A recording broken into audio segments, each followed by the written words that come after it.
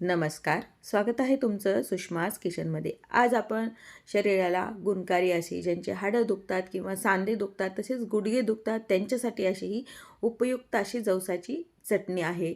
1 चमचा जवस जर रोज खाल्ल्या गेलं तर तुमच्या शरीरातील सांधेदुखी बऱ्यापैकी कमी होते। त्यामुळे या पद्धतीनं तयार केलेली चटणी तुम्ही जर महिना ते 2 महिने पण स्टोअर करू शकता आणि तसेच जवस हे स्किनसाठी पण अत्यंत गुणकारी आहे। जवसामुळे स्किनला छान ग्लो पण येतो, तसेच तुमचं कोलेस्ट्रॉल आणि शुगर लेवल पण नियंत्रणात राहते। त्यामुळे अशी ही बहुगुणी चटणी रोजच्या जेवणात 1 चमचा तरी खायलाच हवी। रेसिपी शेवटपर्यंत बघा, तसेच रेसिपीला लाईक करा, चॅनलला सबस्क्राईब करा आणि बेल नोटिफिकेशन पण ऑलवर प्रेस करा। चला तर मग पाहूया अशी बहुगुणी शरीराला खूप सारे फायदे देणारी जवसाची चटणी। जवसाची चटणी बनवण्यासाठी 1 वाटी जवस मी स्वच्छ निवडून घेतलेला आहे। जवसात बऱ्यापैकी खडे असतात आणि डेसिकेटेड कोकोनट 1 छोटी वाटीभर घेतले। याऐवजी तुम्ही सुक्क खोबरं पण घेऊ शकता काप करून, पण डेसिकेटेड कोकोनट जर यामध्ये टाकलं तर म्हणजे माझा अनुभव असा आहे की चटणी छान खुसखुशीत लागते।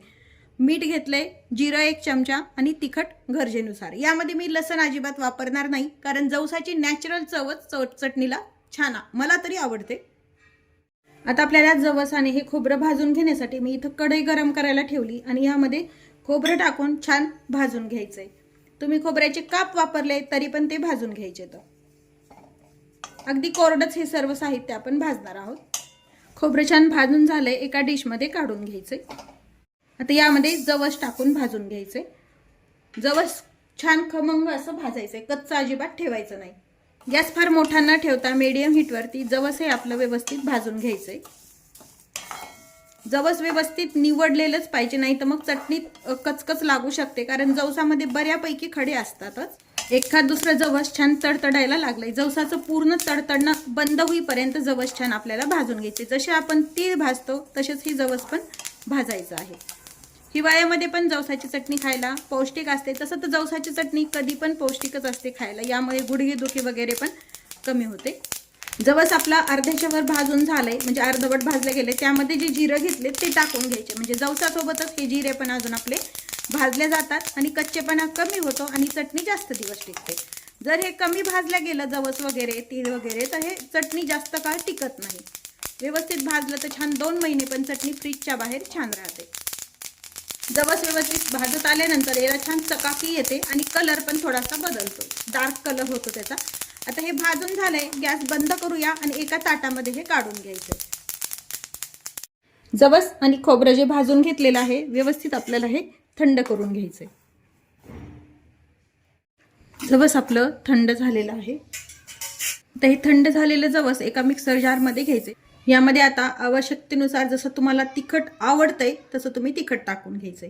मी यामध्ये 2 चमचे हे तिखट टाकलेलं आहे। पोहेचा जो 2 चमचा असतो तो, त्याच चमच्यानी 1 चमचा मीठ टाकून घ्यायचंय। मिठाचं पण प्रमाण तुमच्या आवडीनं कमी जास्त करायचंय। आणि आता हे मिक्सर वरती पल्स मोड वरती काढून घ्यायचंय। कंटिन्यू मिक्सर फिरवायचं नाही, पल्स मोड वरती चटण्या कोणत्याही करताना काढायच्या। मिक्सरवरती चटणी आपण छान काढून घेतलेली आहे। ही चटणी तुम्ही तयार करून छान 2 महिने पण स्टोअर करू शकता। तयार केल्यानंतर मिक्सरवरती थोड्याशा गरम होतात चटण्या।